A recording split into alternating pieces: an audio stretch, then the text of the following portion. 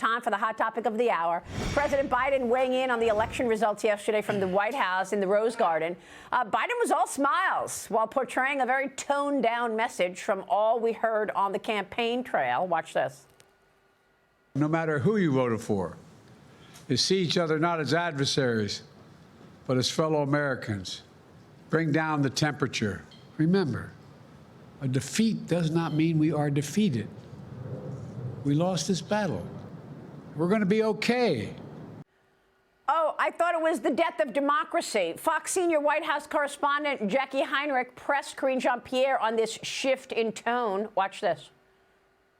Is the message to people who are fearful based on what the messaging was about the state? Well, now you're just twisting everything around, and that's really unfair. I do not appreciate having my words twisted. That is, I have been very clear, very clear about what the president wants to do, and the vice president. We want to make sure that we deliver for the American people. They deserve a peaceful transfer of power. Well, just a couple of weeks ago, she was calling President Trump a threat to democracy. Despite Biden calling to turn down the temperature, Democrat leader is apparently not getting the memo. Watch this. And my office has been preparing for several months because we've been here before. We faced this challenge before, and we use the rule of law to fight back. If you try to harm New Yorkers or roll back their rights, I will fight you every step of the way. If there is any attack on the Garden State or on any of its communities from Washington, I will fight back with every fiber of my being. To anyone who intends to come take away the freedom and opportunity and dignity of Illinoisans, I would remind you that a happy warrior is still a warrior. You come for my people, you come through me. What are they talking about? California Governor Gavin Newsom also going as far as calling for a special session of the legislature on how to, quote, safeguard the state from Trump policies, saying, quote, the freedoms we hold dear in California are under attack, and we won't sit idle. Sit idle for what, Caroline? It's unbelievable.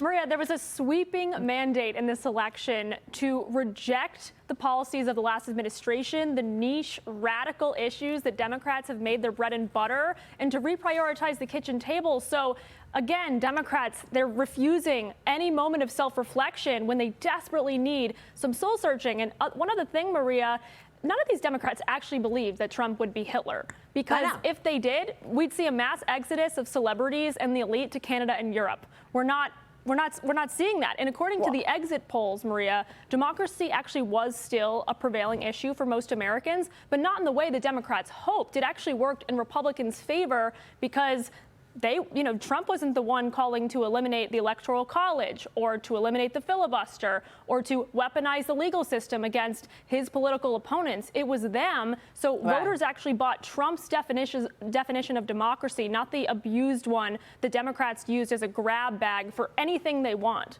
That's exactly right. And let's not forget the censorship that the Democrats led during COVID, censoring anybody who wasn't in line with their narrative. Cheryl, you know what I think this is? I think this is they don't know what to say. They are so flat-footed and so shocked because they have not been focused on the American people at all. They have not been in touch with most people and what they're in touch with, like immigration and inflation. So they don't know what to say, so they're trying to act tough. We're going to fight back. They must have had some conference call to say, make sure you say fight back. Fight back on what? Well, the president.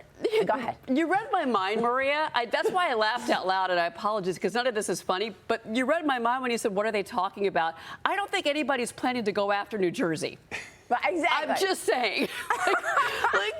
What is, and New York, if you look at the map, I'm going to send you this picture, Maria. There's a map which shows you all the counties in New York that went red. I know. It's a great map. Do we have that map? Because I sent it to the team. Let's show this map. Good. It's all red. Good. It's all, and Elon Musk tweeted out, he said, they say red light makes you feel calm. And then he shows the map. It's all, the whole country voted red, except for these few spots that are blue on the coast. know, Maria, you know what? Another sleeper issue that we found in the Fox News voter analysis that I found fascinating was DEI initiatives. That was a sleeper issue that maybe didn't get enough attention. The Democrats definitely weren't paying attention to that. But all of this focus on DEI, a lot of companies, we've talked about this, have started to pull back those initiatives because it doesn't work and it's a waste of money and their employees didn't want it. We just learned on Tuesday that America doesn't want it. So they need to wake up and actually have some introspective, but so far they have not. Well, let's see if they learn anything from this. Are they actually finally going to start listening to voters? Are they going to listen to the people, John?